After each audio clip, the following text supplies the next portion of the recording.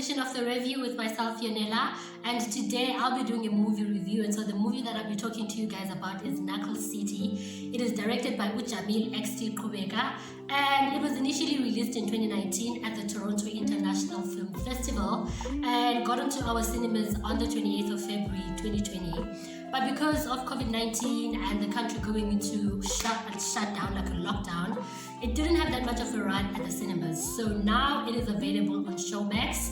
And so yeah, you can check it out on Showmax right now. Ikinto ebalulekileyo kobomi ukudlula usapho.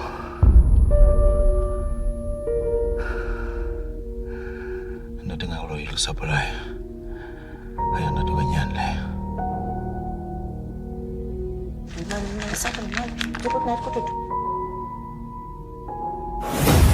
Let's do or die, boy!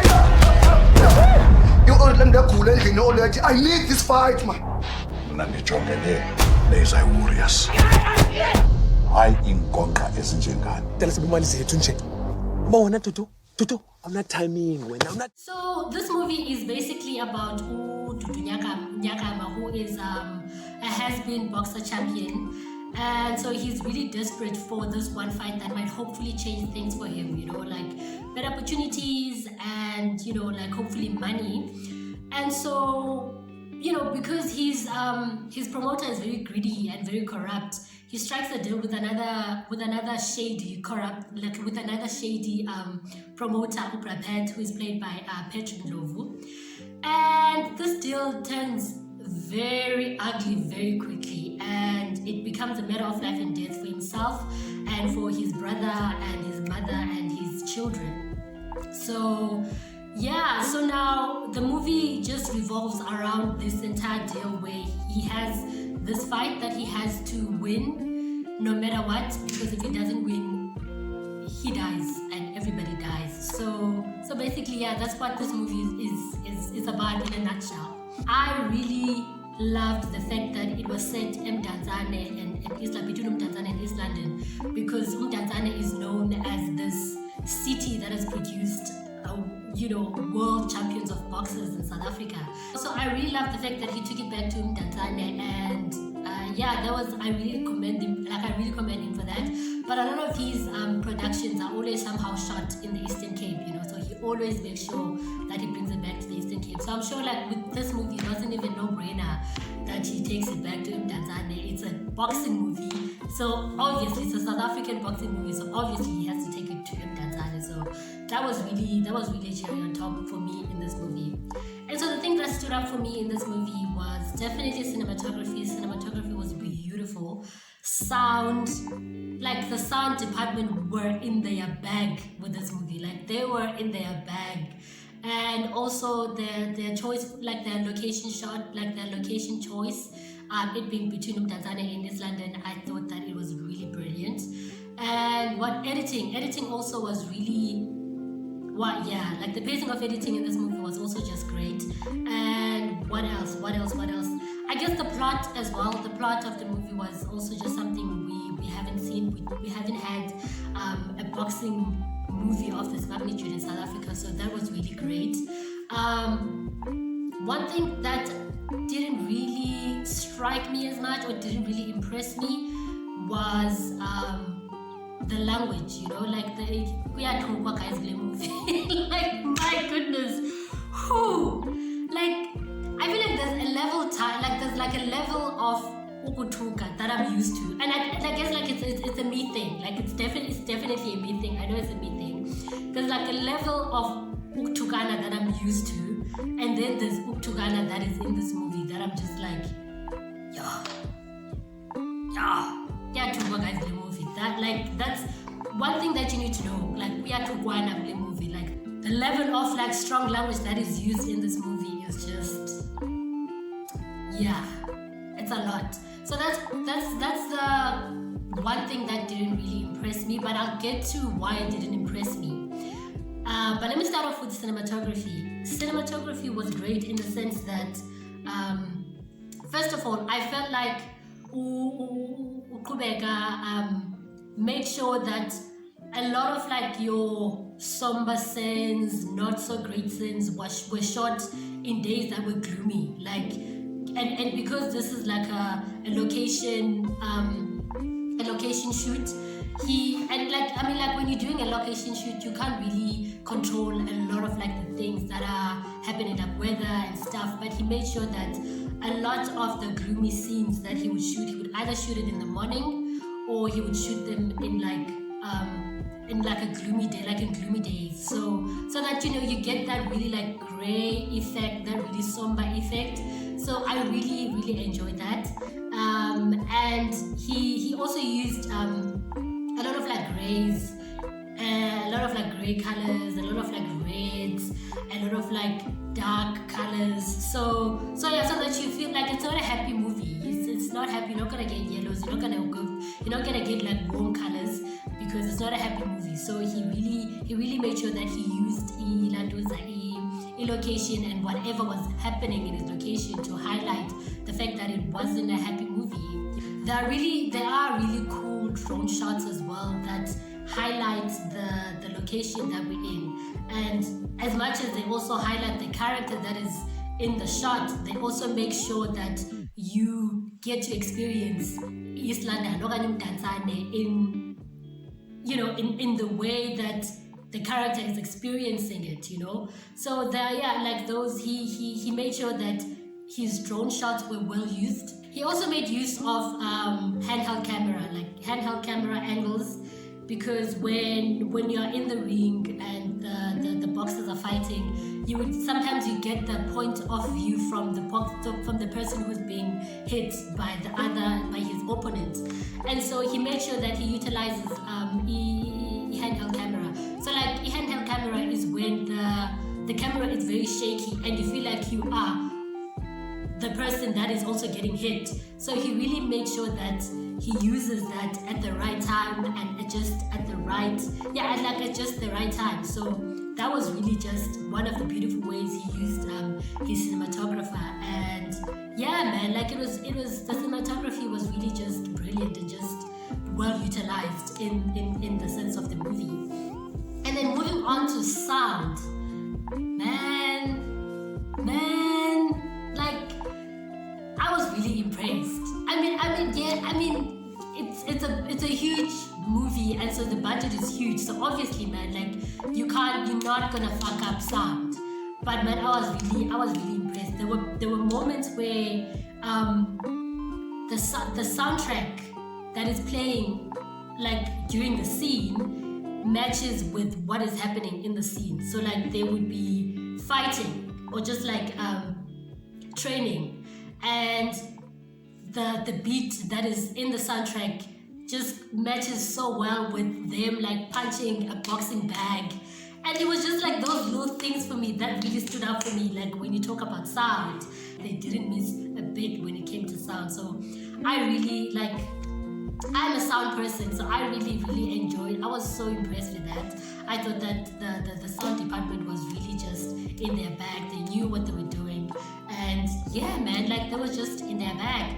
And then with the editing, and so interesting fact, the producer, Uleila is also the editor. So that was really just, I was impressed. I was like, okay. I was really impressed. Like I was standing so hard for Leila Swat, man, how she edited that the entire movie.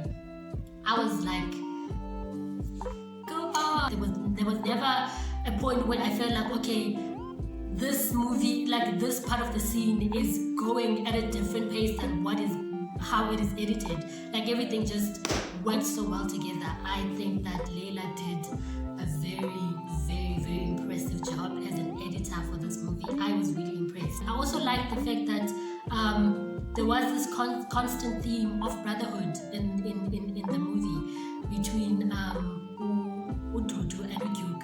Like they were ride or dies for it. Like they would ride and die for each other. Like Udyug, Ududu, they would ride and die for each other. To what I wasn't really impressed with the movie, the excess use of strong language.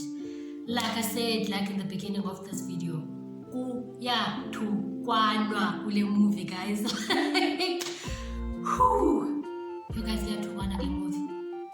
uyathukwana, and I mean, like, I don't have a problem with the strong language. Like, I don't have the problem with the strong language, it being used. It's just the excess. Like, it was too much. Like, it got to a point where I felt like, okay, this is too much. And the reason why I said that, there's a scene in this movie where I feel like it's a turning point for everybody. It's a turning point for Ududu, it's a turning point for Udyuk, it's a turning point for Unosisi, who is Mtana Dudu. And there's a lot that happens in that scene. I'm not gonna go into detail with it. You guys will know. Like, when you get there, when you watch the movie, when you get to that scene, you know this is the scene that I'm talking about. It is so crucial. It is so crucial in the storyline of Ududu, in the storyline of Udyuk, in the storyline of Unosisi. And but because of the language and the like I said, like the excess use of strong language, everything, the content of the important, like the content of that entire scene gets lost in the language. And so you actually need to have like a second look and a second watch of the entire scene so that you understand. And I felt like the strong language, like the excess use of strong language in that scene sort of like took away what could have been a peaking point of the movie. So that's why I was really like, I'm very iffy about the excess use of strong language. But with all of that said, I understand why Qubeka decided on just so much access of the strong language, because I guess, like, I mean, growing up, we grew up in very different families, and the use of that kind of language was different for everybody. And I guess sometimes, I mean, I'll speak for myself. For me, the language was sort of like a signification of just, and like it was sort of like a signification of anarchy, I guess, like, yeah, or like just like anarchy. And so that was my understanding of that sort of language. And so I guess Ududu also used it in a way that we sort of like understand the type of environment that Ududu and his brother sort of like grew up in, and it affecting the type of people that they are. And I mean, like, we see it in how they are as individuals.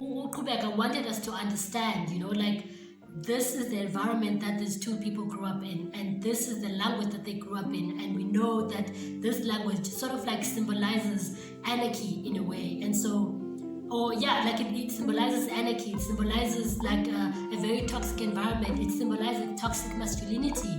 And so, like, we're gonna use it in all these, in all these scenes, so that you never miss the fact that all these things, toxic environment, toxic masculinity, anarchy, are part of Dudu's world, So I get that in a sense, like, I get why he used that, so that you never forget that all these things are part of Dudu's world, are part of Duke's world.